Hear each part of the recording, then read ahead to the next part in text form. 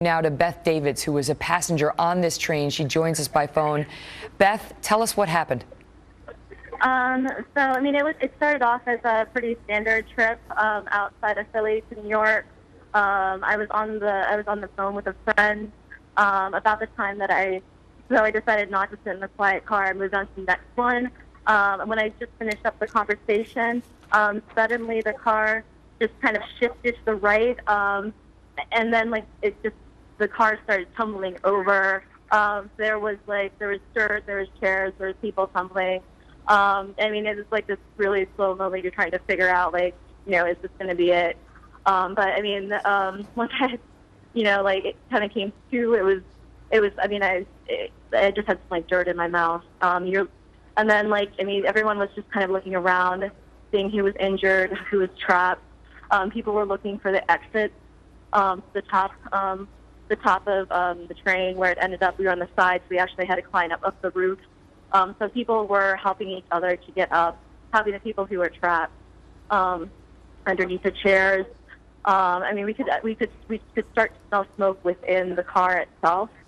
So we helped people to get up, and then once we were on top of the car, we had to jump down, and from there, they walked us to a certain area. The people who could walk.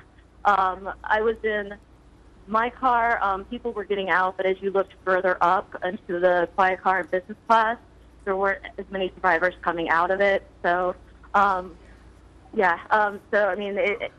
were some people, I guess, from the quiet car that were also fine, but the top cars didn't look that well.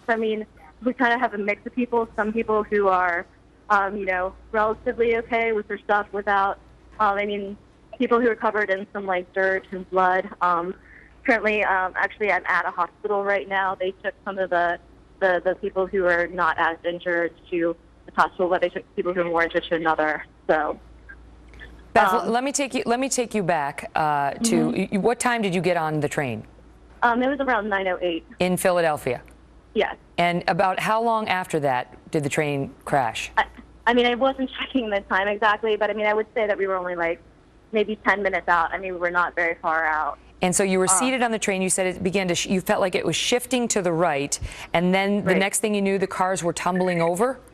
Yeah, you could just kind of, it was kind of shifting, and then, suddenly you could feel it falling to the side. But by that time, there's kind of a chaos of, bodies and people and stuff kind of falling on top of you. No seatbelts, right? No seatbelts on the Amtrak train? Yeah, there was no seatbelts. I ended up, the bottom window was actually in the dirt. People were kind of stuck underneath the train. But yeah, there's no seatbelts. So you're just kind of tumbling. So the car that you were in tumbled over onto its right side? Yes. And once it did that, did it stop moving or did it keep moving? No, it stopped moving. It was as soon as it kind of landed on the side.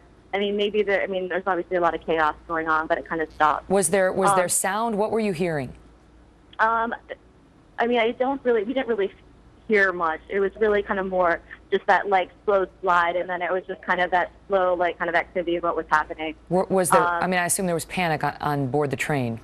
Obviously, they're just screaming and you're not, because the first moment you just think that you're just kind of, it's just a minor thing, and then it's suddenly the realization that it is actually crashing, and you're not quite sure what's going on. Because within the car it was dark, so we couldn't really see what was going on. So people could start to find their phones and and light up the system. And light out the cabin area. Now, did you feel an impact, like the train initially hit something before you felt the train shift to the right? I personally just felt more of a shifting. Okay, so you did not feel an impact. I did not, but when I got off the car, if you looked up, you could see that the first two cars were pretty, crumbled, like a crushed can in front of us. And so, do you think, were you in the third car, a train car? About the third car. It was business car, quiet car, and then whatever car I was in. And so, before the train shifted to the right, did you feel like it was going, obviously fast? Did you have any instinct it was going too fast? I feel like it totally felt like a regular. It felt like a regular Amtrak kind of thing. Okay, so nothing jumped out at you. Yeah. And in terms of the condition of the victims on the scene, what did you observe? I think there were some people who were very injured, and there's other people that are doing that are like minor injuries. So I mean, it absolutely varied. And when you say Some very people- injured, what do you mean? Can you describe what you saw? I mean, like, I'm currently with people who just have maybe covered in dust, some bumps, some cuts.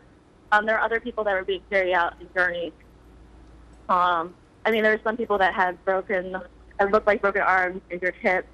But I mean, obviously, I mean, I was with part of the crew that, like, got out. So, I mean, we saw a lot of EMS going back in for people who couldn't get out of the car. How long did it take once you got out of the car, as you described, for you to see emergency first responders? Your finger, ma'am? It was probably a few minutes because we weren't quite sure. Because one, we weren't quite sure how to get out of the car. Because I mean, we had to like use the seats as a ladder to climb out, and then we're sitting on top of it, and we were trying to decide how to get down. And are you okay? Yeah, I'm in the hospital getting my temperature checked, but other than that, I'm fine. Now, are you familiar with this route at all? Do you know whether the train was sort of turning at the time that it crashed? I mean, I take this work. So I live in New York, but I actually I work for a company in Philly.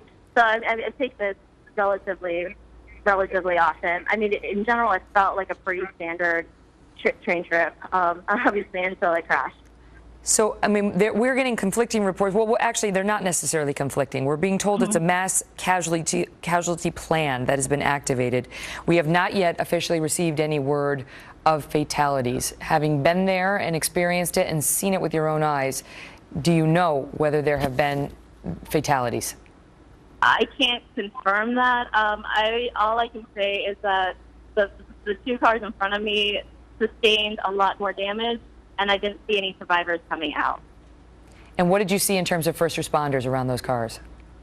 I mean, we saw some, like, once we kind of, like, slid down the side of the car, I mean, we started to see some firemen and, police officers. I mean, then they kind of came on back because, I mean, there was other things, too. Like, there was live wires around and such. So, Beth, can I stand you by just for one moment, because we're going to pause to let our viewers join us at 11 o'clock, but I'm coming right back to you. Just pause. I appreciate this greatly. You're helping a lot of people right now understand what happened. okay.